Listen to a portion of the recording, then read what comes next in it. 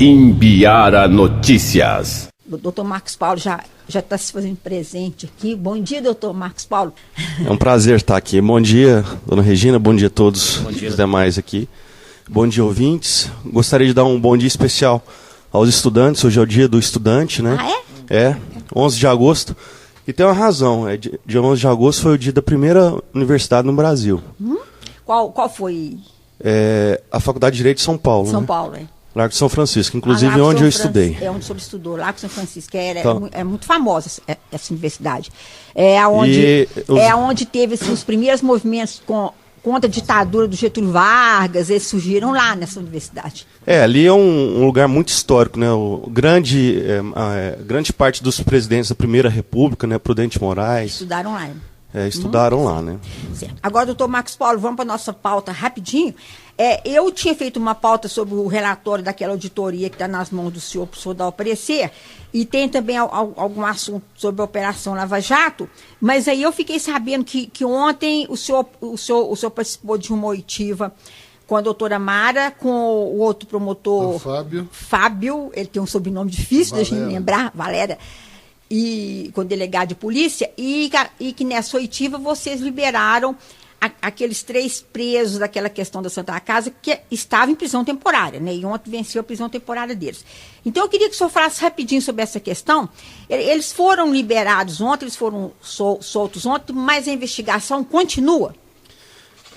Exatamente, a senhora já até deu informação. Nós não liberamos, a prisão é que venceu, né? Ela era uma prisão provisória e ela tinha um prazo de 5 dias, venceu ontem. A investigação está em curso e ela é sigilosa, né? Então não tem como a gente dar maiores detalhes, porque ainda vão ter várias outras providências investigatórias, ela não foi concluída, ainda tem muitos campos de investigação a serem feitos, mas tem muitos elementos ali, né? Então nós estamos muito confiantes com o resultado desse inquérito policial. E estão sendo investigadas outras pessoas ou a investigação vai ser limitada só a essas 3 pessoas? Não eram só essas 3 pessoas. Não é. Então, tem. Já não eram só essas 3 pessoas, porque já tinham sido identificadas outras pessoas que, por exemplo, tinham recebido parte desse dinheiro e depositado em suas contas. Então, essas 3 pessoas foram presas por razões processuais, de investigação. Mas já eram outras pessoas que estavam sendo investigadas também, não eram só os 3. Mas então continua a investigação em cima dessas outras? Sim, sem dúvida. O senhor acha que o senhor pode me dar um prazo, porque eu sei que o caso está com a polícia, o senhor é promotor, o senhor não é da polícia, mas o senhor pode dar o senhor acha que o prazo para a gente poder assim, descobrir tudo que realmente aconteceu na Santa Casa? Qual será o prazo? Exatamente. Eu não tenho como precisar, porque a investigação é presidida pelo Dr. Cristiano Dib. Porém, eu tenho a impressão que vai correr de uma forma ágil, né, dada a importância da matéria, né, o interesse de todas as partes de investigar isso com profundidade. Né.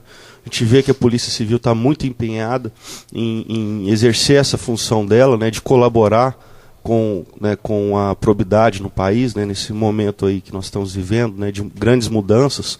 Por isso eu estava saudando os estudantes, né, que eu acho que essa nova geração vai realmente construir um país diferente, né? Vai demorar muito, mas vai chegar lá, né? Não, vai demorar muito, mas o país, assim, a gente já vê muitos avanços de uns anos para cá, né, nos últimos 30 anos, né, depois da redemocratização, em todas as áreas, né, assim, por exemplo, meio ambiente, né, hoje, antigamente era comum qualquer criança jogar papel na rua, papel de bala na rua, as pessoas de fazenda, e eu sou de origem, né, de fazenda, vão lá e cortam uma árvore e fica por isso mesmo. Hoje a gente vê uma consciência muito maior, também na área do consumidor, né? Eu também me lembro muito bem, quando eu era criança, antes de ter o Código de Defesa do Consumidor, como o consumidor era vulnerável, né?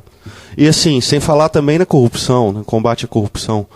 Mesmo eu, quando estava na faculdade 20 anos atrás, era praticamente inimaginável a gente pensar no ministros de governo, deputados, presos, cumprindo pena, né? Então, empreiteiros, né? Grandes empreiteiros. Exatamente. Pessoas que há séculos, famílias, né, que há séculos dominam o Brasil, serem presos, cumprirem pena Isso era uma coisa que não estava no horizonte. Então eu vejo um momento de muita mudança no país. Então agora, eu sou otimista. Certo. Muito embora, é claro que a gente tem que reconhecer, como a senhora disse, que ainda falta muito. O caminho é muito longo. Agora vamos puxar esse otimismo do senhor aqui para o Araxá. Eu vou emitir uma opinião minha e vou perguntar para o senhor se o senhor concorda com ela. Essa questão lá da Santa Casa, eu fico imaginando assim, se ela atingir pessoas das altas rodas, pessoas muito conhecidas, se ela atingir políticos conhecidos, eu fico com medo de não dar em nada e de não haver punição. O senhor tem esse receio também ou o senhor acha que não? Não, por que a senhora tem esse receio? Porque eu acho que não acontece nada com eles. Olha a nossa história recente de Araxá, o que aconteceu aqui recentemente. No âmbito político. Exato. Do Jeová. Mas aquilo exatamente. Teve, ali naquilo ali Quem que fez isso? Pois é, mas nessa questão... Como agiram as instituições? Mas o Poder Judiciário, o Ministério Público. E o TSE também, É isso que eu digo, que o panorama hoje é um panorama totalmente diferente. As instituições brasileiras são muito fortes. Então doa quem doer. Se tiver prova, nós, eu digo, né, de uma forma geral, né, embora eu não possa falar pelo Poder Judiciário, mas eu trabalho com eles.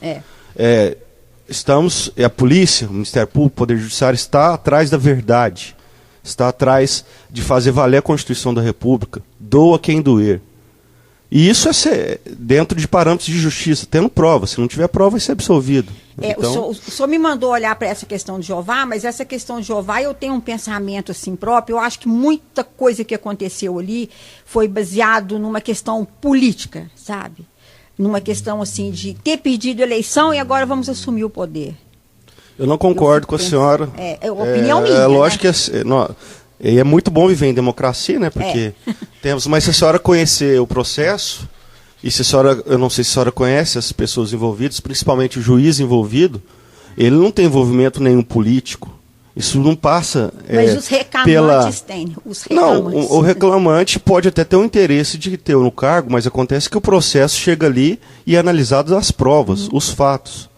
Então, e não foi só, esses fatos não geraram só ações, a ação eleitoral.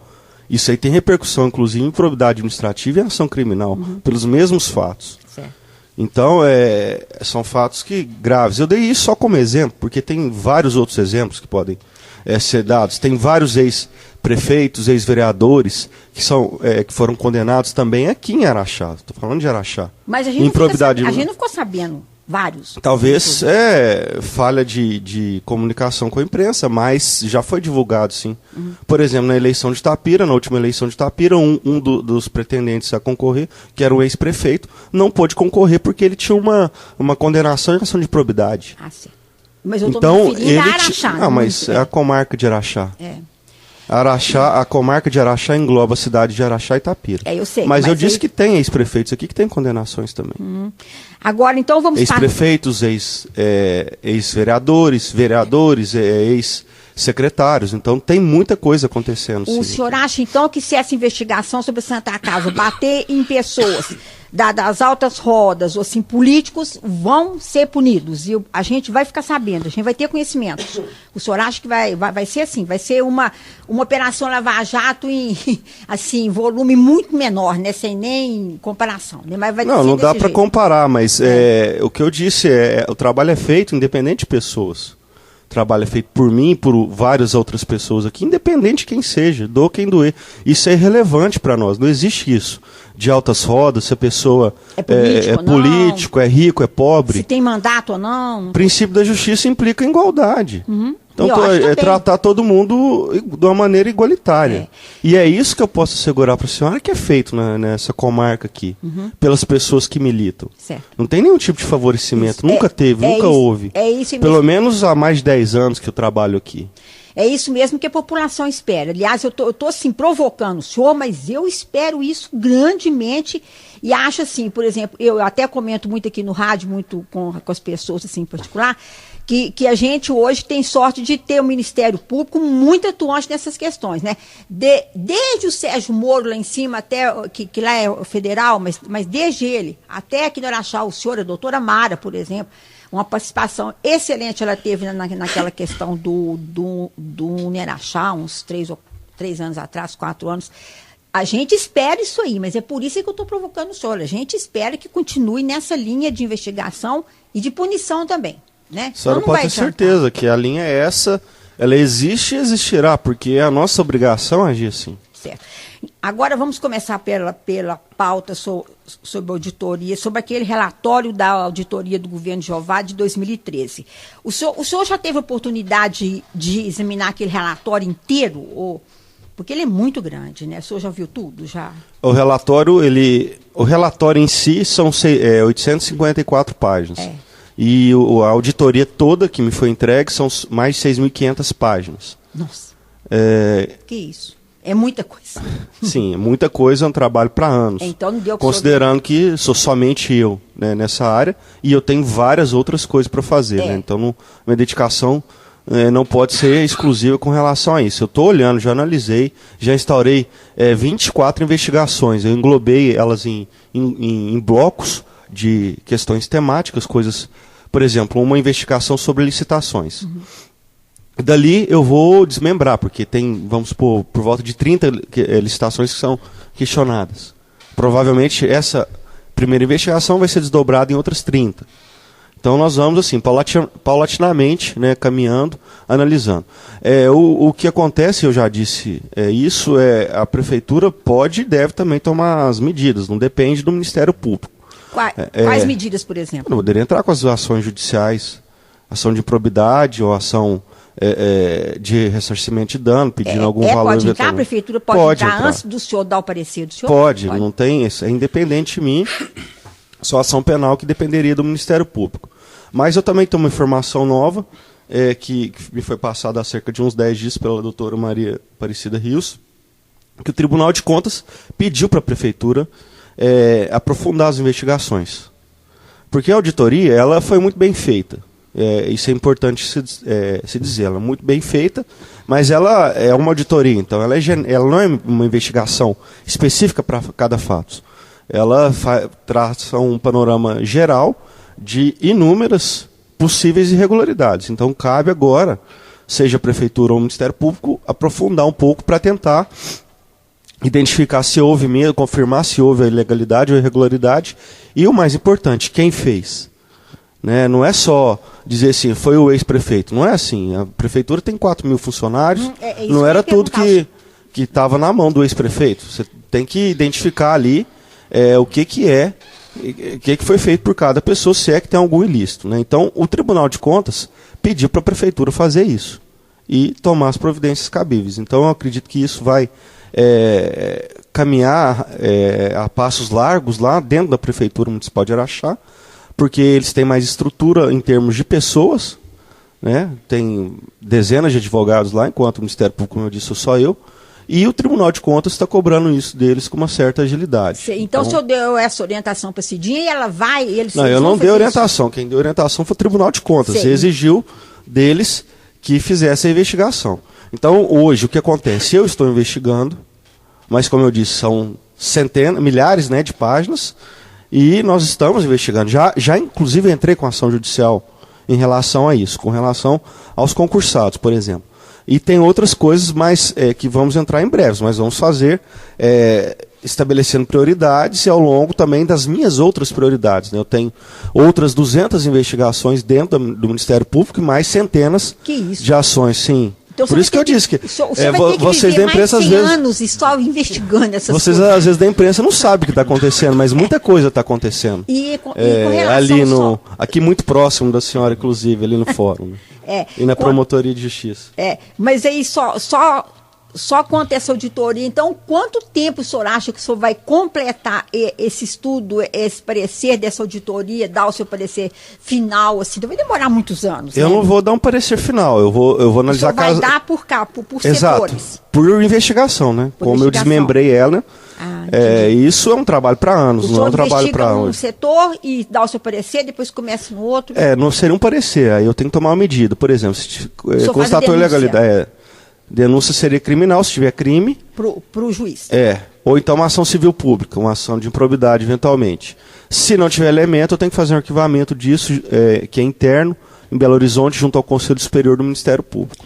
É assim que funciona. Trabalho para anos. Eu não saberia estimar a senhora. Não dá nem para saber quanto. Até porque depende também, às vezes, de perícias complementares que eu vou pedir, documentos, análise disso. Então, vai levar muito tempo. Certo. É muita coisa. Agora, muita coisa mesmo. 850 páginas ou relatório. 857. O relatório 854. O relatório. O relatório. 6.500 páginas ao todo. Então, é muita coisa. Agora, doutor Marcos Paulo, disso que o senhor já olhou, que o senhor já teve a oportunidade de examinar, deve ter um mês e pouco, né, que o senhor está examinando isso aí, qual o setor que o senhor achou que assim, cometeu mais falhas, qual o fato que o senhor acha assim, que tem maior gravidade dentro do que o senhor já olhou? Ali tem, assim, uma coisa que eu gostaria de dizer também, quando se fala nessa auditoria, parece que é só punitivo. E não é só punitivo. A auditoria, essa auditoria especificamente, ela também é muito propositiva de práticas de governo, de melhor governança, coisa que a prefeitura deveria fazer. Então tem muita coisa ali que é de orientação para ser tomada. Isso já tem que ser mudado imediatamente, né, pela nova administração. São coisas, não coisas necessariamente graves, mas coisas que são irregulares. Que pode ensejar uma reprovação de contas formal. Por exemplo, um exemplo de o que acontece? Por exemplo, tem que ter conta só em banco oficial. A prefeitura só tem que ter conta em banco oficial. Aí tinha conta em banco que não era oficial. Banco não era particular. Então, coisa que isso não tinha um prejuízo para o município financeiro isso. Necessariamente, entendeu? Mas é uma obrigação legal que não estava sendo observada. Então isso é coisa fácil. Isso já orientou a atual prefeitura? Mas eles pegam, a auditoria é destinada a eles. A eles. Eles é que tem que já pegar e já ler e já tomar. Mas nós vamos cobrar esse tipo de coisa. Agora o que me chama a atenção, como promotor do patrimônio público, sempre, é dinheiro, né? Porque eu acho que, e eu sempre digo isso como brasileiro, no Brasil a gente não falta exatamente dinheiro, nós somos um país rico. Nós somos a 8ª economia do mundo. O que falta é dinheiro bem exatamente, né? Então, e assim, o que me irrita profundamente como cidadão profissional é ver o dinheiro sair pelo ralo. Dinheiro que poderia e deveria ser revestido em prol da sociedade, em termos de hospitais, de prol de saúde, creches, escolas, etc. Né? Então, então, quando há irregularidade com dinheiro público, é uma coisa que me incomoda demais, como pessoa, como profissional. Então, é isso aí que eu estou focando mais no começo, as licitações. E sobre essa questão de dinheiro, o que o senhor poderia assim, falar do que o senhor já observou dentro desse relatório? Não, licitações. Tem licitações eventualmente irregulares, eu vou olhar, tentar bloqueá-las, tentar anulá-las, fazer área, devolver. Doutor Marcos Paulo, licitações dentro de que áreas? Assim, serviço urbano, empresas... De qual prestação? Não, a auditoria ela foi feita por amostragem em todas as áreas da prefeitura. Então eles iam lá por amostragem, isto é, vai lá e pega, eu quero pegar um procedimento de janeiro, outro de fevereiro, outro de março, aleatoriamente, entendeu? É assim que é feito, por amostragem. E ali tem todos os setores. Então tem vários tipos de irregularidade. Por exemplo, eles fazem por bloco. Cartas convite, são as licitações mais simples. Valores menores. Valores menores, que as licitações, quanto maior valor, maior complexidade do procedimento. Então começa carta convite, tomada de preço, concorrência pública e vai, pregão. E aí nas cartas convites, várias delas, tem que ter um mínimo de 3 convidados. Que são previamente cadastrados na prefeitura. Tinha várias licitações carta convite lá que eram com menos de 3. São irregularidade grave. Não necessariamente o valor foi irregular. E isso aí é que mas tem que ver. Mas direcionadas, né? Direcionadas. De certa forma direcionada, porque você impede de uma pessoa poder participar.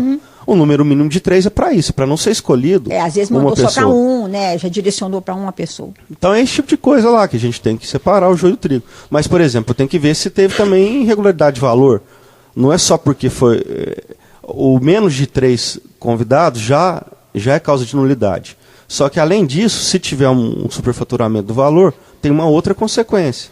Então, por isso que tem que ser aprofundadas as investigações. É muito complicado. Como eu disse, tanto por mim quanto pela Prefeitura de Araxá. Certo. Agora, doutor Marcos Paulo, o senhor acha que o Jeová tinha pleno conhecimento assim, de tudo que estava acontecendo, né, das coisas irregulares?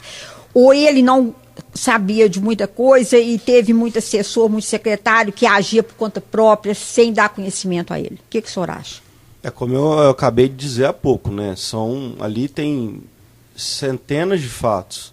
E a prefeitura tem 4.000 pessoas, né? Então, não dá para dizer que o prefeito tinha consciência de tudo, 100% que estava ali. Então, é por isso que tem que investigar, para ver o que é que cada um fez, né? Essa que é a nossa obrigação do Ministério Público e agora da Prefeitura, já que o Tribunal de Contas cobrou que eles façam uma investigação mais específica dos fatos também. Sim, agora, em qual setor que o senhor acha assim, que houve mais falhas? Às vezes, assim, do que o senhor já pôde examinar, mas do que tem para frente, que o senhor conhece. O senhor mora em Araxá, o senhor acompanha tudo. O Ministério Público tinha muita reclamação, muita denúncia feita a partir de contribuintes, né, de gente que está aqui em Araxá, moradores daqui. Quais os setores que o senhor acha que vão dar mais trabalho para o senhor descobrir tudo?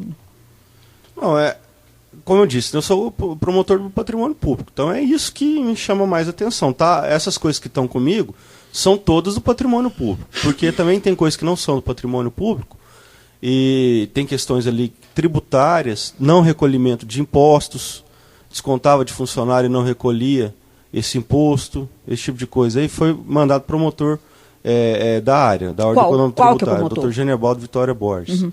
Tem questões também lá levantadas com relação ao programa da criança, o PCA, o programa da criança, o Pequeno Jardineiro. Que é com a doutora Mara, né? Também foi remetido para a doutora Mara.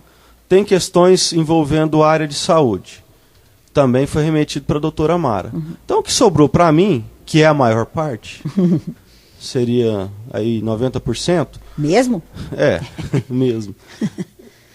Tem estimativa aí conservadora por aí.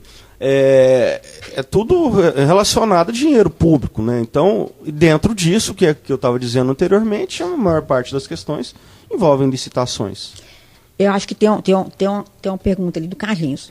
Eu não sei se o senhor já chegou nessa parte, doutor Marcos Paulo, nem sei se faz parte do relatório, mas até mesmo como curiosidade. A questão envolvendo a construção do centro administrativo está incluso nesse relatório? Há alguma coisa para o Ministério Público olhar com relação ao centro administrativo? Porque a gente percebe que lá não se conclui, né? Já há muitos anos em andamento aquela obra, já foi denunciado diversas vezes por vereadores em épocas passadas, materiais desperdiçados, abandonados lá, né?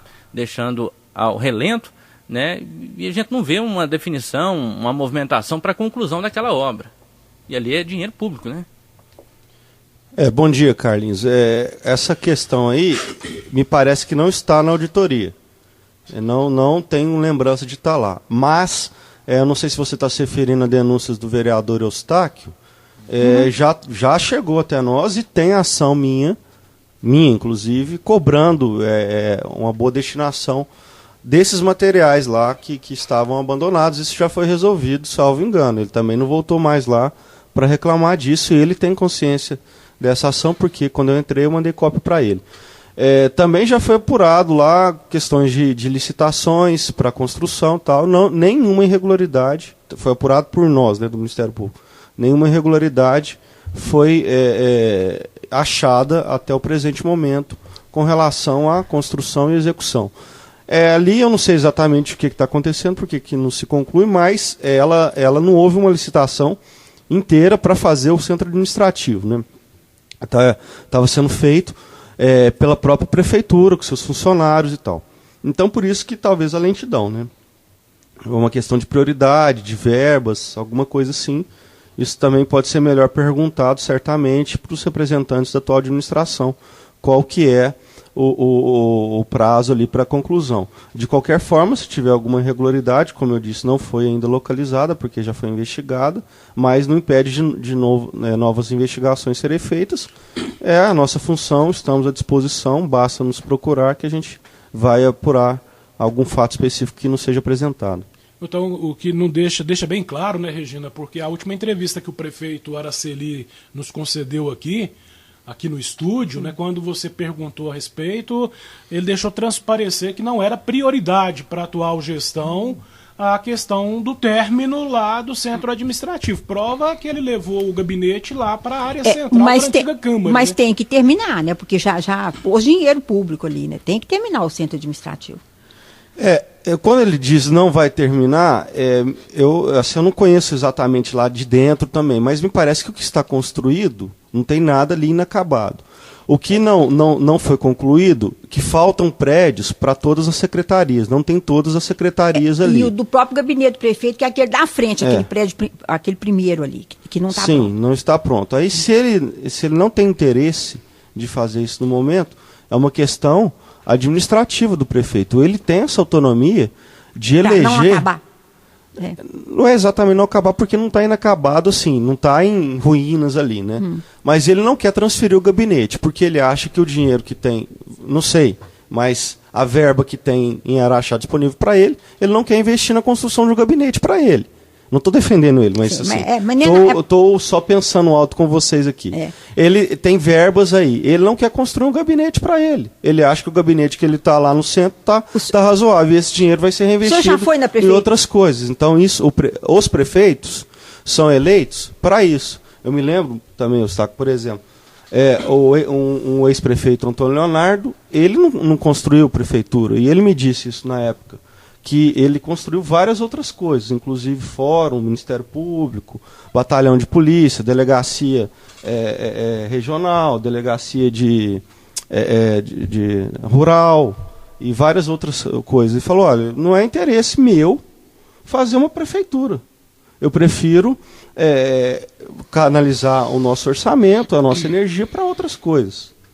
Então, quem está lá que escolhe as suas prioridades. Mas muitas vezes... Dentre as várias prioridades possíveis. Mas muitas vezes a prioridade, às vezes, é relacionada com uma questão pessoal, sabe, que o prefeito tem. Por exemplo, o Araceli... Claro, tudo é pessoal, tudo é a nossa formação, os nossos valores, tudo que a gente faz na vida decorre de opções pessoais, né?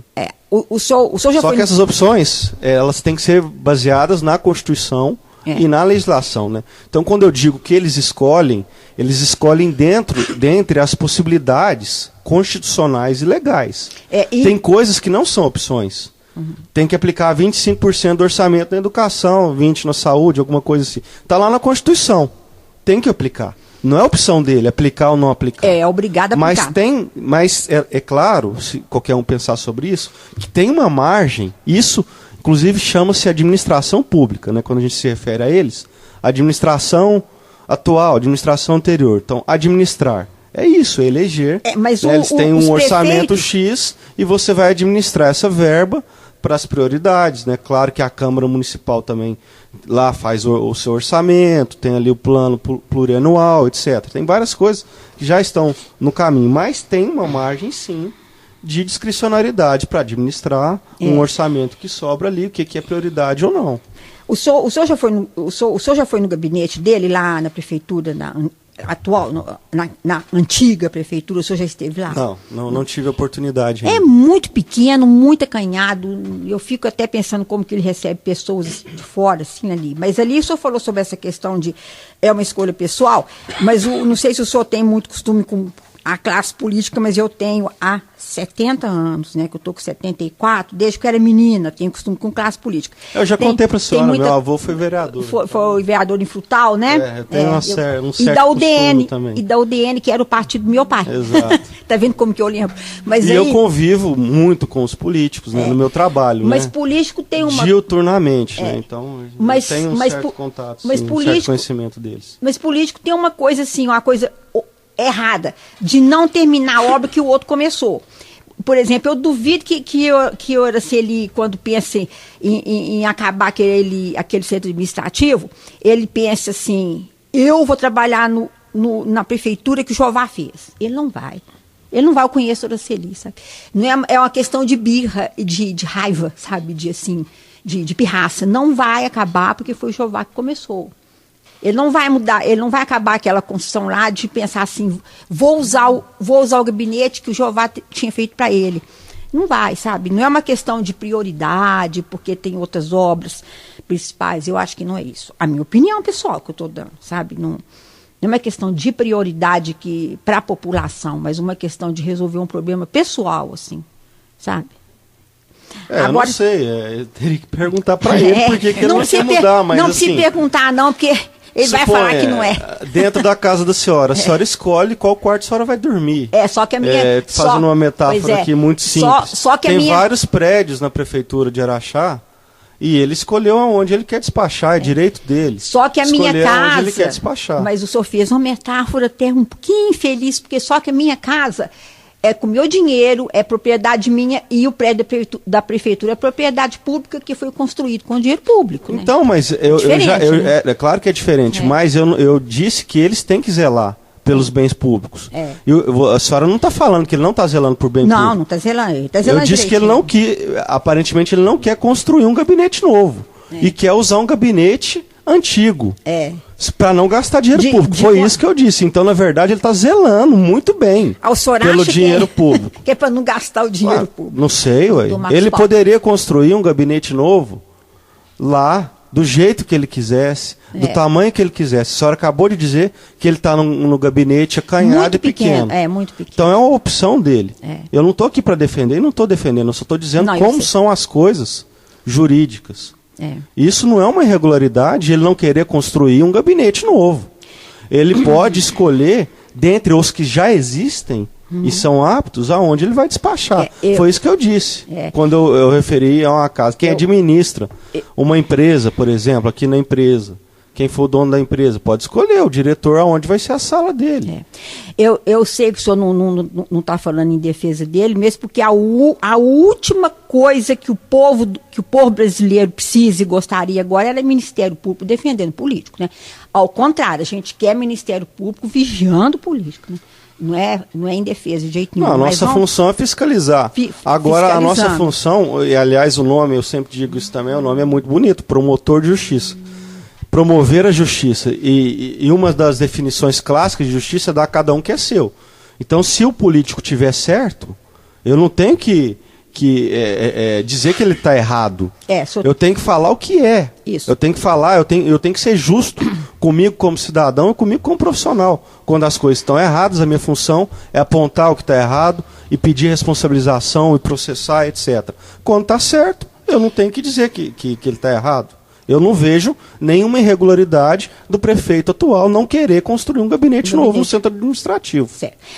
Agora, voltando à auditoria, né? Voltando à auditoria, deixa eu fazer para o senhor uma pergunta que as pessoas estão perguntando, estão assim, muito curiosas sobre essa questão. O senhor acha que no final, ou no final não, a partir da hora que o senhor for assim, desmembrando cada setor de investigação, haverá a possibilidade de devolução de dinheiro para os cofres públicos, de quem eventualmente assim, tiver desviado dinheiro, vai haver essa possibilidade deles devolverem, essa obrigação deles devolverem? E essa é a principal intenção. Todas as ações de improbidade, quando haja, porque tem ações de improbidade em que não há um dano ao patrimônio público. Eu dei um exemplo das cartas convites. Se a carta convite tiver no preço de mercado, não tem dano. E se tiver superior? Tem. Mas se não tiver dano ao erário, mesmo assim é uma improbidade. Então não são todas as ações de improbidade que implicam em devolver dinheiro. Mas nas que implicam em devolver dinheiro, a primeira coisa que a gente pede na famosa liminar é bloqueio de bens. Então, como eu disse aqui, porque vocês não sabem exatamente o que está fazendo aqui, mas várias pessoas dessa cidade estão com todos os bens bloqueados na justiça. É mesmo? Porque nas ações, sim, é mesmo. Isso são coisas públicas, a gente não fica sabendo. É só ir lá e por que a gente não fica sabendo? Entra no site, olha, joga o nome da pessoa que a senhora quiser no site do Tribunal de Justiça e vai constar quantas ações a pessoa tem e tal. Pode ir no fórum, pedir para ver o processo.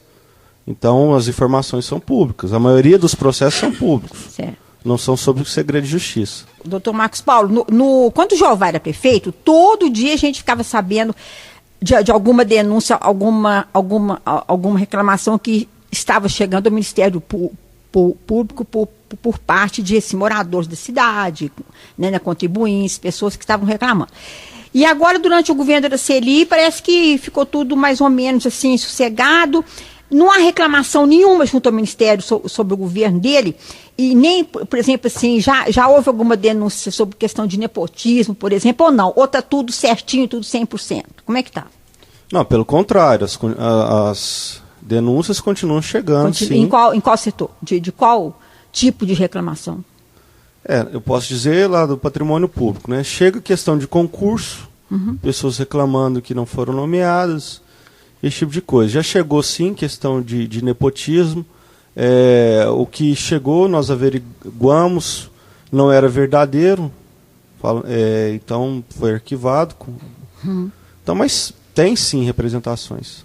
Certo, mas não tem nada muito grave, assim, igual, muito pesado, não. São questões, assim, básicas. Digamos que até o momento não tem nada, assim, extremamente pesado, como a senhora disse. Não. Realmente não tem nada, assim, que precisou de uma intervenção mais firme do Ministério Público.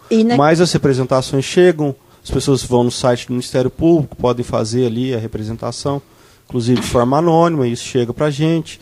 Aí a gente pede informação da prefeitura, às vezes a situação é regularizada, às vezes não é regularizada. Por exemplo, a pessoa reclama que não foi nomeada, a gente pede informação da prefeitura, fala, realmente estava sendo chamado, aí chamamos, não nomeamos, aí regularizou, então isso é arquivado. Certo. Agora, sobre nepotismo, então, não há nenhuma irregularidade sobre contratação de parentes para cargos públicos, nada disso? Não tenho conhecimento, não que não tenha, não sei. Se tiver, só fazerem a representação para nós e nós vamos tomar... E o promotor só pode agir depois de uma representação, depois de uma denúncia pública, o senhor não pode tomar a iniciativa Não, eu posso tomar a iniciativa. Pode. Desde que eu saiba do fato, né? enquanto, Acontece que eu não sou onisciente, eu não sei de tudo que acontece na cidade. Por enquanto o senhor não sabe de nada. Não sou igual o Lula, não pode falar que não sabe de nada, não, que a gente lembra do Lula direitinho. Veja bem, a minha frase não foi essa, não ponha palavras na minha boca, eu disse que eu não sei de tudo. Não sabe de tudo. Que acontece na cidade. A minha frase foi exatamente essa. Então, a gente precisa da colaboração das pessoas. Faz parte, como eu comecei dizendo isso, sobre, eu acho que um novo momento do Brasil, as pessoas tomarem responsabilidade. Né? Não é só exigir direitos. A democracia tem também suas responsabilidades, seu compromisso. Então isso é uma coisa que incomoda muita gente ali. Eu não quero assumir, eu não quero dar depoimento, eu não quero me comprometer. Se você não se comprometer, as coisas não mudam. Não muda. Porque sem prova não se faz nada. Eu preciso de prova, preciso pelo menos um depoimento para começar uma investigação. Tem coisas que eu posso, não prescinde de um depoimento. Mas é importante que as pessoas compareçam e assumam a responsabilidade. Se viu algum crime, algum ilícito, por que não pode dar o depoimento e assinar embaixo? Por que fogem da sua responsabilidade? Então, ser um cidadão, um verdadeiro cidadão, não é só cobrar os seus direitos. É também exercer os seus deveres para consigo mesmo e com o país, com a sociedade que vive. Isso.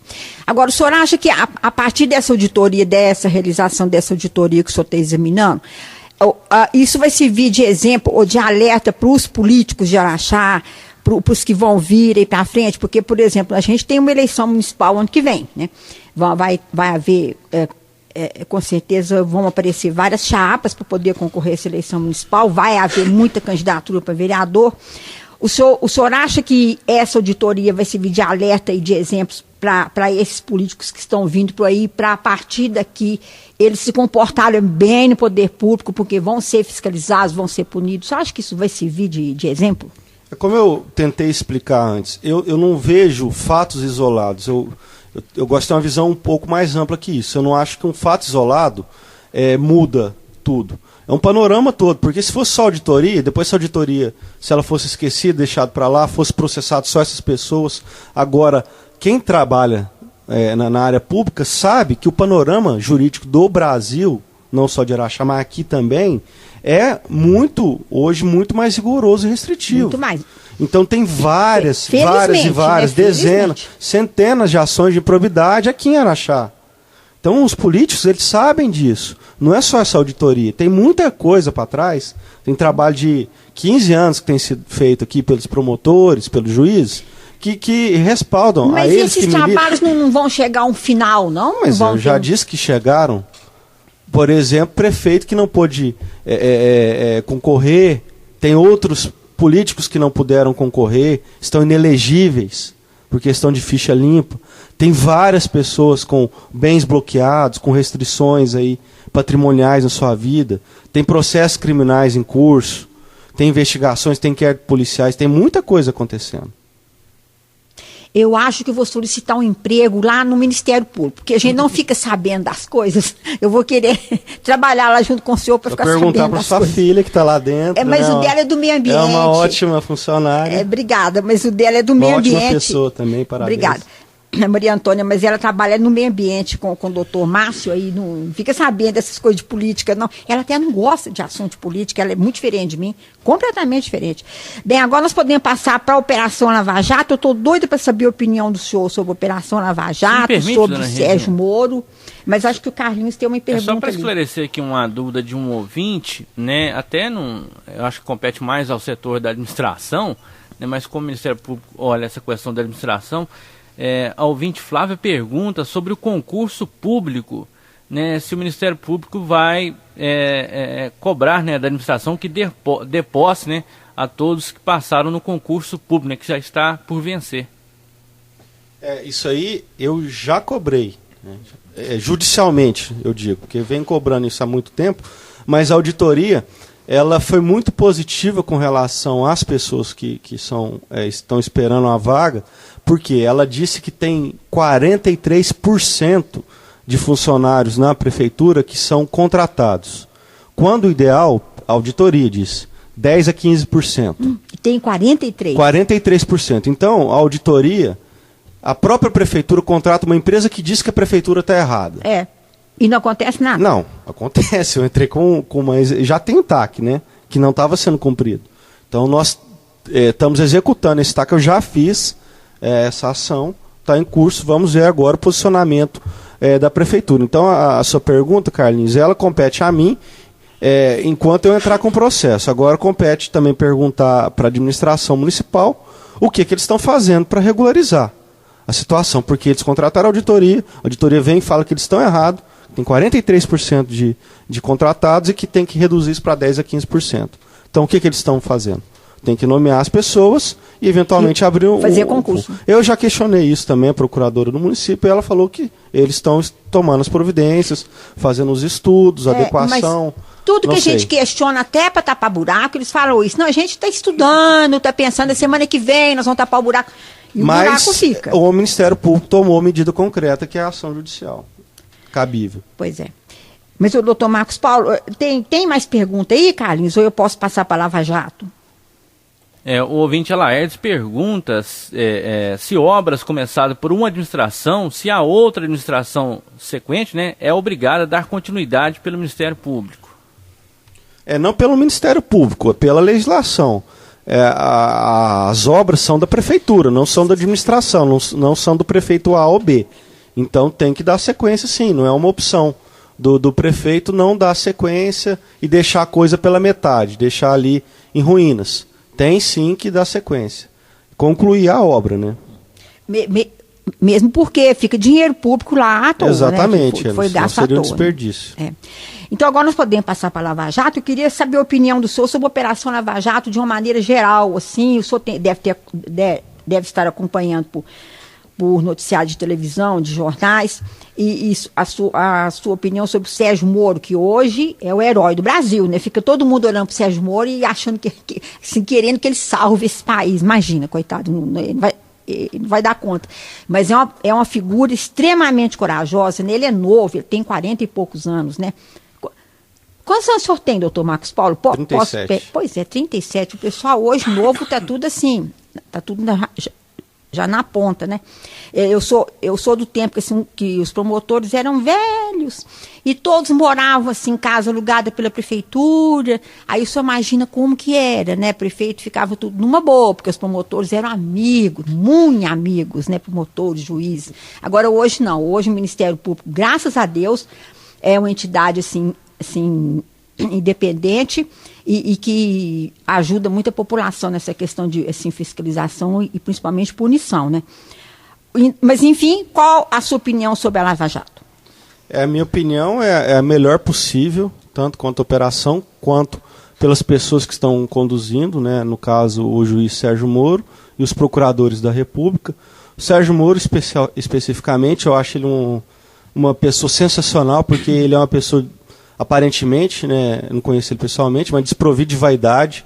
Ele só trabalha, ele não dá entrevista. Corajoso, né? Não, sem falar nisso, né? É. Nos aspectos técnicos dele, com certeza são irretocáveis, porque ninguém consegue derrubar as decisões dele, as pessoas permanecem presas. Então ele está conduzindo isso de uma forma exemplar, espetacular. Eu tenho amigos lá em Curitiba, dizem que realmente ele é uma pessoa acima de qualquer suspeita, que não tem nada para se falar dele. Ele é uma pessoa discreta, um homem de família, um pai de família. Ele é professor da Universidade Federal do Paraná, ele é um professor muito bem respeitado lá. Ele é de Maringá, ele é nascido em Maringá, terra da doutora Mara. Ah, eu não sabia. Mesma cidade da doutora Mara. Agora, como eu disse, eu enxergo isso como um panorama, né? Eu não acho que é só a Lava Jato.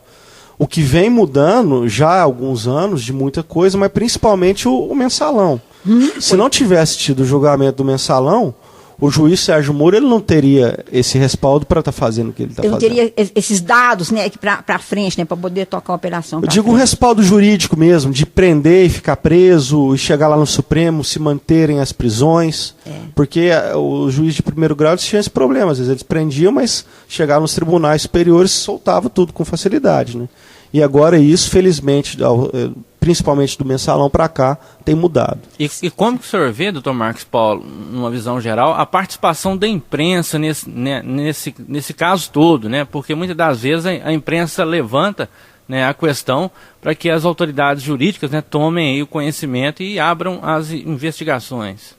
Não, eu tenho uma visão da imprensa extremamente positiva. Eu acho que a imprensa, principalmente a imprensa investigativa, ela é um dos pilares da democracia, né? É um quarto poder num sentido bem positivo, de ajudar, né? Então, no Brasil, especificamente, o que eu tenho visto, né, ao longo da minha vida, um papel fundamental da imprensa, me lembro muito bem na época do impeachment do Collor, as reportagens da Folha de São Paulo, as reportagens da Veja com o irmão do Collor, Pedro Collor, foi isso que derrubou o ex-presidente Collor de Mello. Então a imprensa tem um papel fundamental.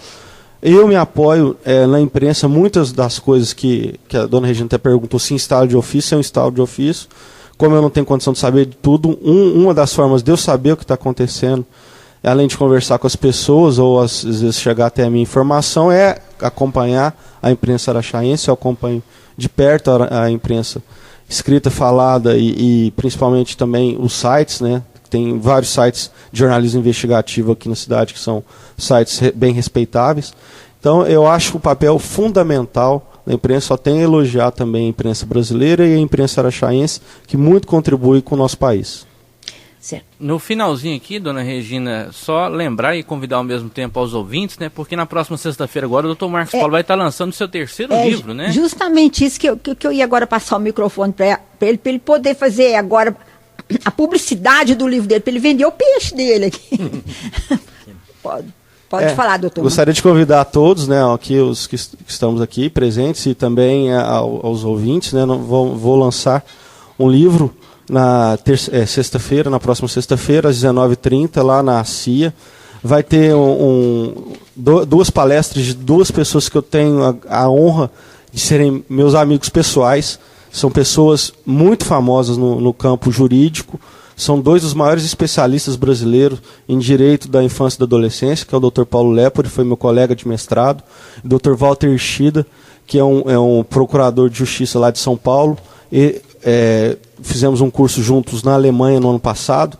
Então são pessoas que vieram aqui gentilmente, por amizade, prestigiar esse lançamento e vão contribuir com a palestra sobre um tema muito importante no Brasil hoje, que é a redução da maioridade penal. Nós vamos fazer um debate muito qualificado com pessoas que conhecem. Eu não ia perguntar, que é um assunto difícil, mas o senhor é a favor? Sem, assim, só rapidinho. Em termos, para alguns casos.